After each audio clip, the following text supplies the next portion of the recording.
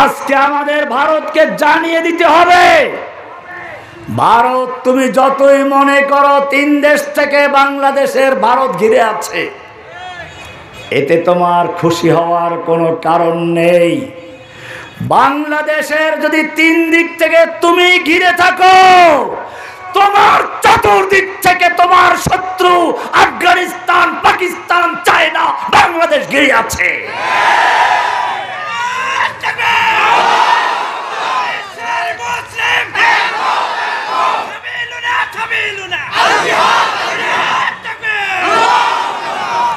তোমাকে মনে রাখতে হবে, মুসলিমদেরকে যারা যুগে যুগে চ্যালেঞ্জ করেছে তারা ধ্বংস হয়েছে। তোমার হাসিনা ধ্বংস হয়েছে। অভিশপ্ত হাসিনাকে যদি তুমি তোমার দেশ থেকে না তাড়াও, জেনে রাখবে হাসিনা যেরকম ভাবে বাংলাদেশ থেকে পালিয়েছে, দিল্লির মসনদ থেকেও তোমাদেরকে পালিয়ে যেতে হবে ইনশাআল্লাহ। শুধু আমাদের দরকার ঐক্যের। দল নেই, মত নেই। যেভাবে জুলাই আগস্টে ছাত্র জনতা, তাওহীদি জনতা, মাদ্রাসা, স্কুল, কলেজ দল মত নির্বিশেষে ঐক্যবদ্ধ হয়েছিল, কোরআন বলছে ওয়াতাসিমু বিহাবলিল্লাহি জামিআন ওয়া লা তাফাররাকু, তোমরা সেভাবে ঐক্যবদ্ধভাবে আল্লাহর রজ্জুকে ধারণ করো, আল্লাহর রশিকে ধারণ করো। খবরদার বিচ্ছিন্ন হইও না। বিচ্ছিন্ন হলে পরে কি হবে জানো? ওয়ালা তানাযাউ ফাতাফশালু ওয়া তাযহাবা রিহুকুম, যদি তোমরা বিচ্ছিন্ন হও তাহলে তোমাদের শত্রু হিন্দুদের মনের থেকে তোমাদের প্রভাব নষ্ট হয়ে যাবে। তুমি ইতিহাস পড়ো, যে ইহুদিরা ওমর ইবনে খাত্তাবের যুগে ইতিহাস পড়ুন, যখন খয়বর থেকে ইহুদিদেরকে বহিষ্কারের নোটিশ জারি করা হয়েছিল, ইহুদি নেতারা ওমর ইবনে খাত্তাবের সামনে এসে হাত জোর করে প্রার্থনা করছিল, ওমর তোমাদের নবী আমাদেরকে খয়বরে থাকার জন্য অনুমতি দিয়েছিলেন, আমরা তোমাদের কৃষি কাজ করব, খেজুরের বাগান চাষ করব, মজদুরি করব, অর্ধেক ফসল আমাদের, অর্ধেক তোমাদের, তুমি কেন বহিষ্কার করছো? ইতিহাস পড়ুন। ওমর রাদিয়াল্লাহু তাআলা আনহু বলেছিলেন আল্লাহর দুশমন। সেদিন আল্লাহর নবী কি বলেছিলেন তা আমার অক্ষরে অক্ষরে জানা আছে। আল্লাহর নবী বলেছেন, ইহুদিরা তোদেরকে খয়বরে থাকার জন্য ঠিক সেই দিন পর্যন্ত অনুমতি দেওয়া হলো যেই দিন আল্লাহ মঞ্জুর করবেন, কিন্তু সেদিন বেশি দূরে নয়, যেদিন খয়বর থেকে তোদের বহিষ্কার করা হবে এবং তোদেরকে এত দূর পালাতে হবে, যেতে যেতে তোদের উটগুলো ক্লান্ত হয়ে যাবে।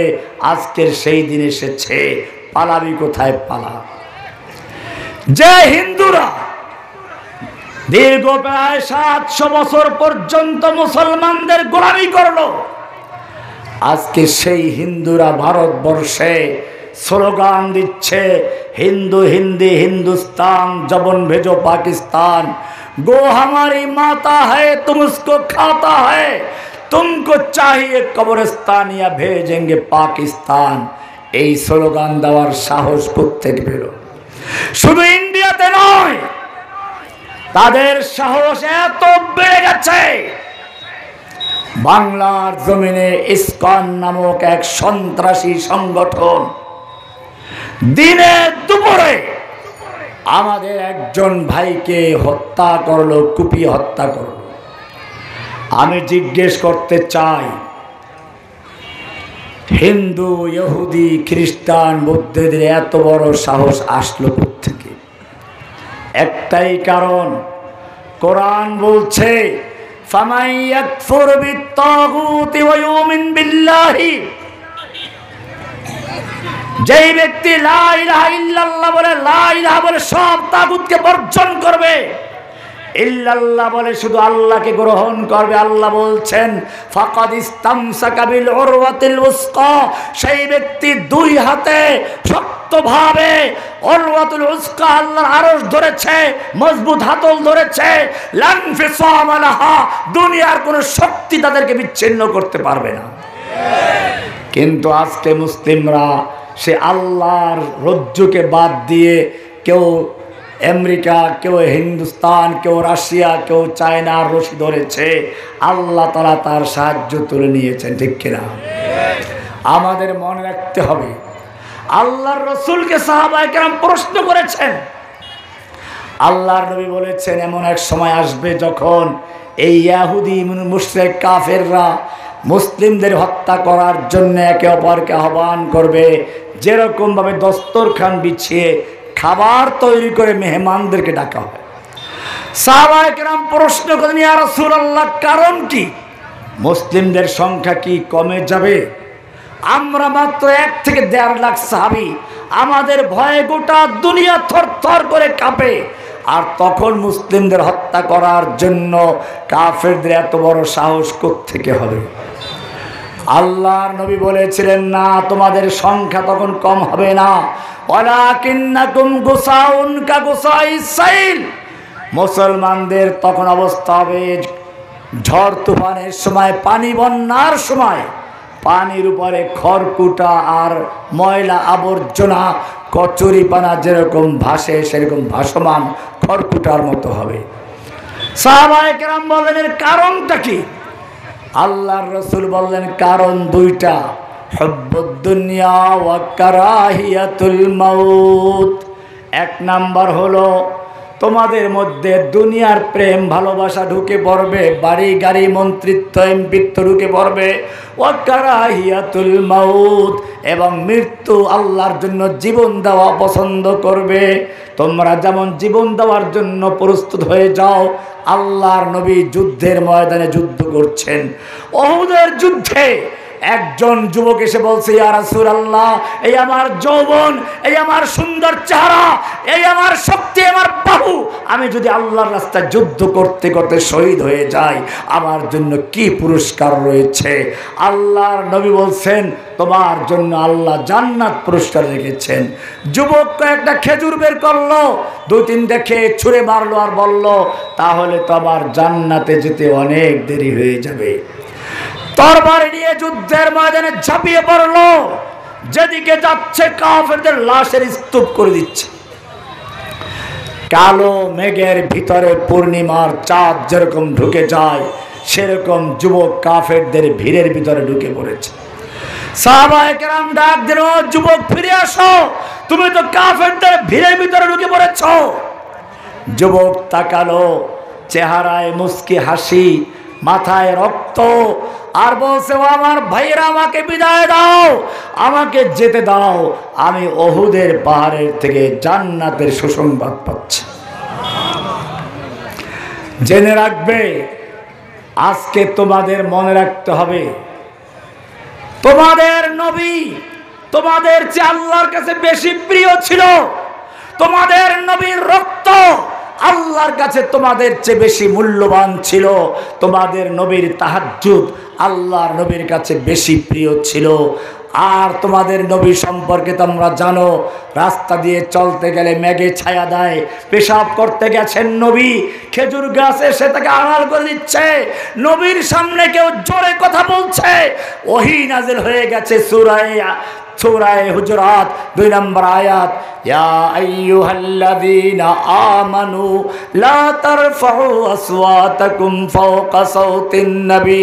হে ঈমানদারগণ, খবরদার নবীর আওয়াজের চেয়ে জোরে আওয়াজ করে কথা বলবি না।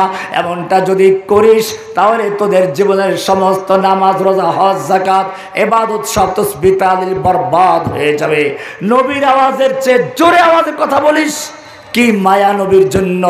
নবীর আওয়াজের চেয়ে জোরে আওয়াজ করে কথা বললে ওহী নাজিল হয়ে যায়। আরো সামনে চলুন, আল্লাহর নবী কোরআন মুখস্থ করছেন, ঠোঁট নাড়াচাড়া করছেন। আল্লাহ বলছেন, নবী এত কষ্ট করে কোরআন মুখস্থ করার দরকার নেই, ওহী নাজিল হয়ে গেছে। লা তুহাররিক বিহি লিসানাকা লিতাজালা বিহি ইন্না আলাইনা জামাহু ওয়া কুরআনা। হে নবী, কোরআনকে দ্রুত মুখস্থ করার জন্য আপনি ঠোঁট নাড়াচাড়া করবেন না। ইন্না আলাইনা জামাহু ওয়া কুরআনা, গোটা কোরআনকে নূর বানিয়ে আপনার সিনার মধ্যে জমা করে দেওয়ার দায়িত্ব আমি আল্লাহ নিজে গ্রহণ করেছি। কি মায়া নবীর জন্য, কোরআন মুখস্থ করার জন্য ঠোঁট নাড়াচাড়া করছেন, এতটুকু কষ্ট দিতে চাচ্ছেন না। শুধু এ পর্যন্তই না, আল্লাহর নবী তাহাজ্জুদ পড়ার জন্য উঠছেন, কি মায়াবী ডাক দিচ্ছেন, ইয়া আইয়ুহাল মুজাম্মিল, ও কামলিওয়ালা, কুমিল লাইলা ইল্লা কালিলা, তুমি রাতের বেলায় জাগরণ করো, তবে কিছুক্ষণ বিশ্রাম নিয়ে নাও। কুমিল লাইলা ইল্লা কালিলা, কিছুক্ষণ ঘুমাও। নিসফাহু আও ইনকুস মিনহু কালিলা আও জিদ আলাই, অর্ধেক রাত্র বা তার চেয়ে একটু বেশি বা তার চেয়ে একটু কম। তুমি সারা রাত্র ইবাদত করলে খুশি হও, আমি আল্লাহ তোমাকে ঘুমন্ত দেখলেও খুশি হয়ে যাই। কি মায়া নবীর জন্য। এবার আমি জিজ্ঞেস করতে চাই, এই নবী যখন তায়েফের ময়দানে মার খাচ্ছিলেন, চতুর্দিক থেকে পাথর বৃষ্টি হচ্ছিল, আল্লাহ দেখতে পাচ্ছিলেন কিনা? আল্লাহর ফিরাবার ক্ষমতা ছিল কিনা? ফিরাইছিলেন কিনা? ফিরান নাই। আল্লাহর নবী যখন উহুদের ময়দানে যুদ্ধের পোশাক পরে যুদ্ধ করছিলেন, এক কাফের এসে আল্লাহর নবীর মাথার লোহার টুপির উপরে এমন জোরে আঘাত করলো, নবীর লোহার টুপিটা ভেঙ্গে গালের ভিতর দিয়ে মারির দাঁতে আঘাত করলো, দুটো দাঁত পড়ে গেছে, লোহাটা ভিতরেই রয়ে গেছে। যুদ্ধের পরে গিয়ে এক সাহাবী সেই লোহা বের করার জন্য নিজের দাঁত দিয়ে কামড় দিয়ে টান দিলেন, এত জোরে টান দিতে হলো, ওই সাহাবীর দুটো দাঁত পড়ে গেল, লোহাটা বের হয়ে আসলো, নবীর দাঁত পড়ে গেল, রক্তে রঞ্জিত হয়ে গেল। ও মুসলমান, জিজ্ঞেস করতে চাই, উহুদের ময়দানে আল্লাহর নবীকে উদ্দেশ্য করে ওই কাফের যখন তলোয়ার দিয়ে আঘাত করছিল, আল্লাহ তাআলা দেখতে পাচ্ছিলেন কিনা? আল্লাহর ফিরাবার ক্ষমতা ছিল কিনা? ফিরাইছিল কিনা? ফিরান নাই। কেন ফিরান নাই? বলবেন যে বোধহয় নবীর সঙ্গে ওই সময় আল্লাহর মহব্বত কমে গেছিল। আল্লাহ তার উত্তর দিয়েছেন, অদ্দুহা ওয়াল্লাইলি ইযা সাজা মা ওয়াদ্দাআকা রাব্বুকা ওয়া মা ক্বালা। হে নবী, আপনাকে আপনার রব ছেড়েও দেন নাই, আপনার প্রতি অসন্তুষ্ট হন নাই। বলে তাহলে আমাকে এত মারলো, আমাকে রক্তাক্ত করলো, তুমি দেখলা তোমার ফিরাবার ক্ষমতা ছিল, ফিরাও নাই কেন? আল্লাহ রাব্বুল আলামিন কোরআনে উত্তর দিচ্ছেন, আম হাসিবতুম আন তাদখুলুল জান্নাতা ওয়ালাম্মা ইয়াতিকুম মাসালুল লাযিনা খালাউ মিন ক্বাবলিকুম। ও মুসলমান, আমি তোমাদের শিক্ষা দিয়েছি যাতে করে কোনো পীর বুজুর্গ, কোনো আল্লাহর ওলি নামধারী কোনো ব্যক্তি তোমাদের ধোঁকা দিতে না পারে, প্রতারণা করতে না পারে। আমাদের যুদ্ধ করা দরকার নেই, আমাদের কষ্ট করা দরকার নেই, আমরা ফু দিয়ে ইসলাম কায়েম করে ফেলবো, আমরা একেবারে বদদুয়া দিয়ে ওদের ধ্বংস করে দিব। আল্লাহ বলছেন, না না, আম হাসিবতুম আন তাদখুলুল জান্নাহ, তোমরা কি মনে করেছো এমনিতে জান্নাতে প্রবেশ করে যাবে, চট করে জান্নাতে ঢুকে পড়বে? না না, ওয়ালাম্মা ইয়াতিকুম মাসালুল লাযিনা খালাউ মিন ক্বাবলিকুম, যতক্ষণ পর্যন্ত তোমাদের কাছে আসবে না ওই সমস্ত বিপদ আপদ মুসিবত যা এসেছিল তোমাদের আগের লোকদের প্রতি, মাসাতুমুল বাসাউ ওয়াদ-দাররাউ ওয়া যুলজিলু হাত্তা ইয়াকুলার রাসূলু ওয়াল্লাযিনা আমানু মাআহু মাতা নাসরুল্লাহ। এমন কি স্বয়ং আল্লাহর রাসূল এবং সাহাবীগণ বলতে বাধ্য হচ্ছেন, আল্লাহর সাহায্য কবে আসবে? এইরকম কঠিন অবস্থা এসেছে, তারপরে আল্লাহ সাহায্য করেছেন। আল্লাহ পরীক্ষা করা ছাড়া কাউকে নেতৃত্ব দেন না। এই মুসলমান, এইবারে তোমাদের জন্য বলি, আল্লাহর নবীকে রক্ত দিতে হয়েছে, রক্ত দেওয়ার পরে আল্লাহর সাহায্য এসেছে। ইব্রাহিম আলাইহিস সালামকে আল্লাহ পরীক্ষা করেছেন, পরীক্ষা করার পরে আল্লাহ সাহায্য করেছেন। এইবারে তোমাদের তোমাদেরকে বলি, জুলাই আগস্টে যারা পরীক্ষা দিয়েছ, এইবারে তোমাদের জন্য আল্লাহর পক্ষ থেকে সুসংবাদ রয়েছে। এটা দিয়ে আমার আলোচনা সমাপ্তির দিকে যাব ইনশাআল্লাহ। তোমাদের কর্মসূচি আল্লাহ তোমাদের বলছেন, এবার আমি বলছি না। সূরা কাসাস 28 নম্বর সূরা, আল্লাহ তাআলা বলছেন যারা অত্যাচারী, যারা জালেম, আল্লাহ তাদেরকে কিছুদিন ঢিল দিয়ে দেন। এরপরে আল্লাহ বলছেন ওয়াতিলকাল আইয়ামু নুদাবিলুহা বাইনান নাস, আমি দুনিয়াতে কাউকে চির ক্ষমতা দান করি না, আমি ক্ষমতার পালা বদল করি। যুগে যুগে জালিমদেরকে সুযোগ দেই, ফেরাউনদেরকে সুযোগ দেই। এইবারে শোনো, তোমাদেরকে বলছি, কোরআন তোমাদের জানাচ্ছে সূরা কাসাস, তোমাদের জন্য সুসংবাদ। আল্লাহ বলছেন ইন্না ফিরআউনা আলা ফিল আরদ, যুগে যুগে ফিরআউনরা হাসিনার আকারে, নমরুদের আকারে, আবু জাহেল, আবু লাহাবদের আকারে আসে। আলা ফিল আরদে, জমিনে একচ্ছত্র ক্ষমতার মালিক বনে যায়। ওয়া জাআলা আহলাহা শিয়া, এবং দেশের জনগণকে বিভিন্ন দলে ভাগ করে। কেউ রাজাকার, কেউ মুক্তিযুদ্ধের পক্ষে, কাউকে বিপক্ষে, কাউকে স্বাধীনতার চেতনার পক্ষে, কাউকে মুক্তিযুদ্ধের চেতনার বিপক্ষে, এইভাবে বিভিন্ন দল তৈরি করে বিভক্ত করতে চায়। এরপর আল্লাহ বলছেন ইস্তাদঈফু তাইফাতাম মিনহুম, ওরা একদল মানুষকে অত্যাচার করে, জুলুম করে, নির্যাতন করে, কারাগারে ভরে রাখে, সয় সম্পত্তি নষ্ট করে দেয়। ইস্তাদঈফু তাইফাতাম মিনহুম। এইবারে আল্লাহ বলছেন ও যুবকেরা, ও যারা রক্ত দিয়েছ, যারা কষ্ট করেছ, আল্লাহ এবারে বলছেন ওয়ানুরিদু আন্নামুন্না আলাল্লাযীনা ইসতুদঈফু ফিল আরদ, যাদেরকে অত্যাচার করা হয়েছিল, জুলুম করা হয়েছিল, নির্যাতিত নিপীড়িত করা হয়েছিল, এইবারে আমি আল্লাহ চাচ্ছি জালিমদেরকে বিতাড়িত করব। জালিমদেরকে দেশ ছাড়া করেছি, কারাগারে ঢুকিয়ে দিয়েছি, এবারে তোমাদের প্রতি আমি অনুগ্রহ করব। নাসনুরিদু আন্নামুন্না আলাল্লাযীনা ইসতুদঈফু ফিল আরদে, অত্যাচারিত, নির্যাতিত, নিপীড়িত মাজলুমদেরকে আমি অনুগ্রহ করতে চাই। এবারে তোমাদেরকে কারাগার থেকে মুক্তি দিব, তোমাদেরকে স্বাধীন করব, তোমাদেরকে আমি সাহায্য করব। এরপরে বলেছেন ওয়ানাজআলাহুম আইম্মাতান, আমি তোমাদেরকে লিডার বানাবো, নেতা বানাবো। কে বলেছেন? কে বলেছেন? এবারে তোমাদের নেতৃত্বের পালা। 3 নম্বর বলেছেন ওয়ানাজআলাহুমুল ওয়ারিসিন, আমি তোমাদেরকে আমার জমিনে আমার প্রতিনিধি বানাবো। কি বানাবো? কার প্রতিনিধি? এবারে সময় এসেছে কোনো মানব রচিত সংবিধানের জন্য নয়, এই কোরআনের সংবিধানকে আল্লাহর জমিনে বাস্তবায়ন করার জন্য আর একটা কোনো অভ্যুত্থান তোমাদের করতে হবে। ওয়ানাজআলাহুমুল ওয়ারিসিন। এরপরে আল্লাহ বলছেন ওয়ানুমাক্কিনা লাহুম ফিল আরদ, তোমাদেরকে আমি জমিনের শাসন ক্ষমতা দান করব। কে বলেছেন? এটা আল্লাহর ওয়াদা। সূরা কাসাস 28 নম্বর সূরার 4, 5, 6 নম্বর আয়াত, এখান থেকে আমি পড়ছি, কর্মসূচি দিচ্ছি। আল্লাহ বলছেন ওয়ানুমাক্কিনা লাহুম ফিল আরদে, আমি তোমাদেরকে জমিনের তামকিন দান করব, তোমাদেরকে ক্ষমতা দান করব, শাসন ক্ষমতা তোমাদের হাতেই ন্যস্ত করব। ওয়ানুরিয়া ফিরআউনা ওয়া হামানা ওয়া জুনুদাহুমা মিনহুম মা কানু ইয়াহজারুন। এরপরে আল্লাহ বলছেন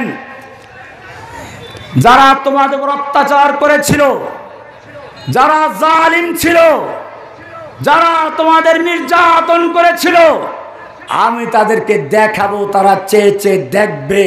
যা তারা ভয় করেছিল তারা এখন কারাগারে যাবে, তারা হেলমেট পরবে, তারা জেলখানার বারান্দায় ঘুরবে, তারা এবারে আদালতের বারান্দায় ঘুরবে, প্রিজন ভ্যানে থাকবে, অথবা দেশ ছাড়া হয়ে তারা পালাতক হিসেবে বেইজ্জতি মাথায় নিয়ে, জিল্লতি মাথায় নিয়ে ঘুরবে।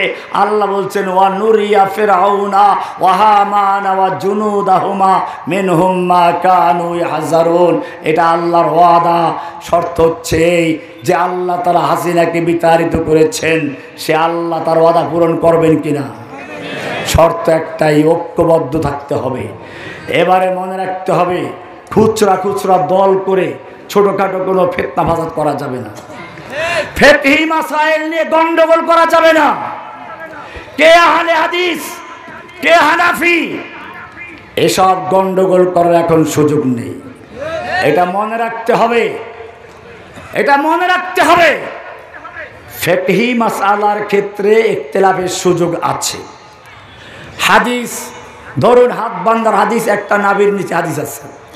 আবু দাউদে 2টা হাদিস আছে, নাভির নিচে হাত বান্দা। আবার বুকে হাত বান্দার হাদিস আছে। বুকে হাত বান্দার হাদিস কয়েকটা আছে, একটা আলাস সদর, একটা আলাস সদর। এখন আপনি বলুন, একদল আলেম বিচার বিশ্লেষণ করে দেখলো বুকের উপরে হাত বান্দার হাদিস সহি বেশি, এটা তিনি আমল করেছেন, বাকি 2টা বাদ দিয়েছেন, সেও আহলে হাদিস, হাদিস মেনেছে।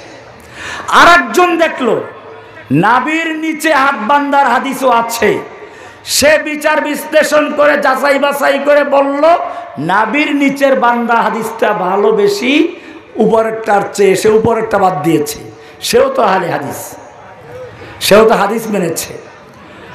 আপনার দৃষ্টিতে নাভির নিচে হাত বান্দার হাদিসটা জয়ীফ, ইমাম বুখারী বলেছেন, ভালো কথা, আপনি উপরেরটা নিয়েছেন, কিন্তু উপরওয়ালা তো আবার নিচেরওয়ালা উপরওয়ালা হাদিসটাকে বাদ দিয়ে নিচেরটা নিয়েছে। এরকম হাদিসের বিভিন্নতার কারণে সাহাবীদের যুগ থেকে এ পর্যন্ত বিভিন্ন ইখতিলাফ আছে, এগুলো থাকবে। একটা মাসলা নিয়ে একটা বিতর্ক আছে, সারা বিশ্বে একই দিনে ঈদ হবে নাকি একদিন আগে পরে হবে। এটা আমি বলে দিই পরিষ্কার, 2 পক্ষেই দলিল আছে। আমি সেই আলোচনা করতে গেলে অনেক সময় লাগবে, কিন্তু আমি বলি এগুলো হচ্ছে ফিকহি মাসাইল, ইজতিহাদি মাসআলা। এক্ষেত্রে যাদের বিচার বিশ্লেষণ করার যোগ্যতা আছে তারা দলিল যাচাই বাছাই করে যেটা তার কাছে সহি মনে হয় সেটা অনুসরণ করবে। আর যে